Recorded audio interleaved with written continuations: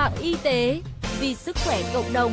Chào bạn, bạn đang nghe audio chuyên mục sức khỏe trên website mạng y tế.vn. 6 phát hiện mới về sức khỏe người cao tuổi. Những khám phá rất mới liên quan đến sức khỏe người cao tuổi vừa được các nhà khoa học công bố. Siêu chất chống oxy, tổn thương DNA, thủ phạm gây viêm phổi ở người cao tuổi, hay liệu pháp âm nhạc và nghệ thuật lâm sàng giúp bình ổn tâm tính người già, vân vân, là những khám phá rất mới liên quan đến sức khỏe người cao tuổi vừa được các nhà khoa học công bố. 1. Người già không hề nuối tiếc quá khứ. Theo nghiên cứu của các nhà khoa học Đức, phần lớn người già không hề nối tiếc những gì đã qua, kể cả những người không may mắn có được cuộc sống hạnh phúc. Nhiều người cho rằng, khi về già, nếu nuối tiếc, đau buồn, thì chính bản thân họ tự chuốc lấy đau buồn. Bởi vậy, cách tốt nhất là hãy để nó trôi đi theo thời gian. Duy trì cuộc sống lạc quan, sống vui sống khỏe sẽ mang lại lợi ích cho chính bản thân lẫn gia đình, người thân. 2. Siêu chất chống oxy hóa, giúp người già tăng cường hệ miễn dịch. Cộng đồng các nhà khoa học hiện đang tiếp tục tìm hiểu về glutathione, phân tử nhỏ do cơ thể sản xuất và có trong mỗi tế bào. Quá trình này diễn ra trong tự nhiên, được xem như một chất siêu chống oxy hóa, giúp tăng cường sức khỏe hệ miễn dịch, giải độc và điều chỉnh chu kỳ hoạt hóa của tế bào. Ngoài ra, nó còn giúp cơ thể sửa chữa những thiệt hại gây nên bởi nhiễm trùng, chấn thương, căng thẳng và thậm chí cả lão hóa. Cà chua rất tốt cho sức khỏe người cao tuổi. Theo tạp chí y học Medicine, qua nghiên cứu động vật, quy mô phòng thí nghiệm và tại thực địa cho thấy, glutathione có khả năng kháng lại hầu hết các loại bệnh, nhất là các loại bệnh liên quan đến lão hóa do các gốc tự do gây nên. Cũng qua nghiên cứu, các nhà khoa học phát hiện thấy, nếu được bổ sung đầy đủ vitamin D sẽ giúp cho cơ thể sản xuất nhiều glutathione hơn. Nhóm thực phẩm giàu chất chống oxy hóa có bơ, hành tây, tỏi, nghệ, rau bina và rau họ cải bắp. Ngoài vitamin D, người già nên bổ sung vitamin E qua thức ăn hay kem dưỡng da. Ví dụ như ăn hành tỏi, duy trì thực đơn cân bằng, năng vận động và tiếp xúc cộng đồng. 3. Tổn thương DNA là thủ phạm gây viêm phổi ở người cao tuổi. Nhóm chuyên gia ở Đại học Texas, Mỹ UT vừa kết thúc nghiên cứu dài kỳ, phát hiện thấy tổn thương DNA ở người cao tuổi chính là thủ phạm làm gia tăng bệnh viêm phổi, hay còn gọi là bệnh viêm phổi cộng đồng do nhiễm trùng phổi. Triệu chứng dễ nhận biết như khó thở, đau ngực, sốt và ho. Theo Tổ chức Y tế Thế giới WHO, hiện nay, trên thế giới có khoảng 1 tỷ người trưởng thành có nguy cơ mắc bệnh viêm phổi cao. Trong số này, có chừng 800 triệu người ở độ tuổi trên 65 và 210 triệu người đang bị bệnh phổi tắc nghẽn mãn tính, COPD. Theo giới chuyên môn, cả hai yếu tố, tuổi cao và bệnh COPD, liên kết với các tế bào lão hóa, làm cho sức khỏe suy giảm, ngăn cản tế bào thực hiện các chức năng vốn có.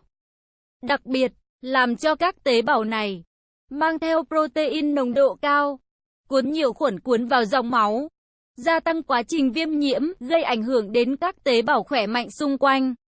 Theo tiến sĩ Carlos Orihuela, người chủ trì nhóm nghiên cứu, thì một khi kiểm soát được quá trình bài tiết phân tử sẽ làm giảm nguy cơ viêm phổi ở người già.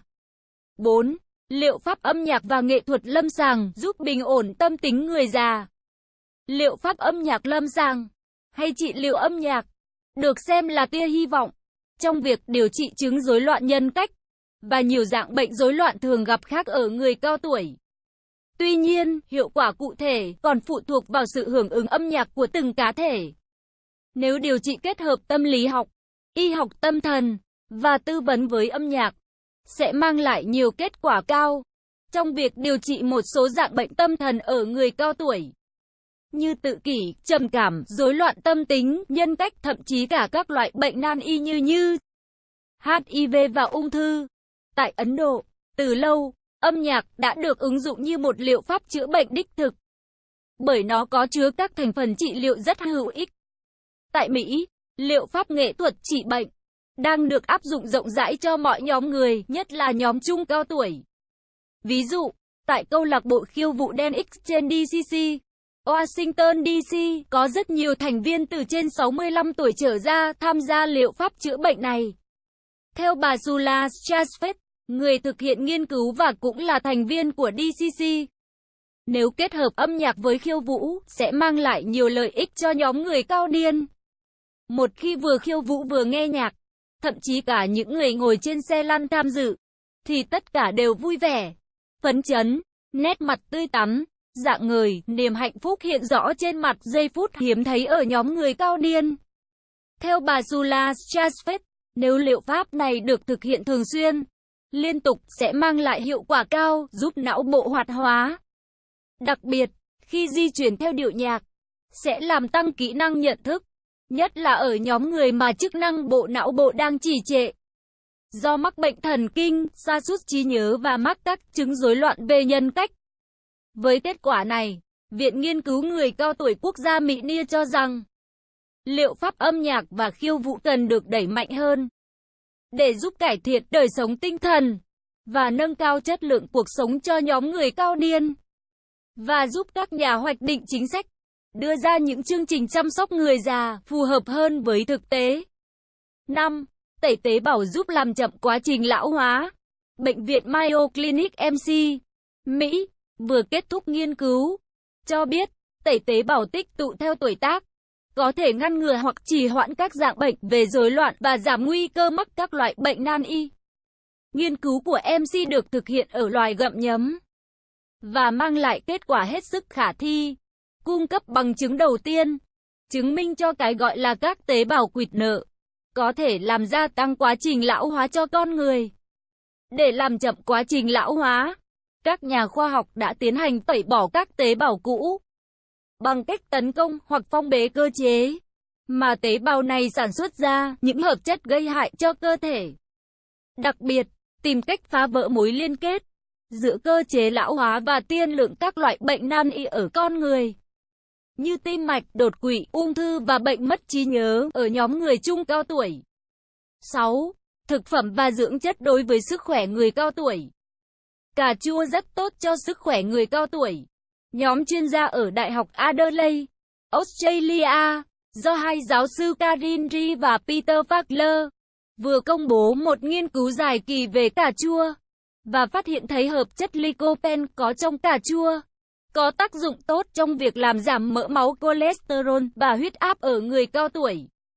Theo 14 nghiên cứu được thực hiện trong vòng 55 năm qua, thì cà chua có thể thay thế cho các loại thuốc giảm cholesterol và huyết áp, cũng như trong việc ngăn ngừa bệnh tim mạch.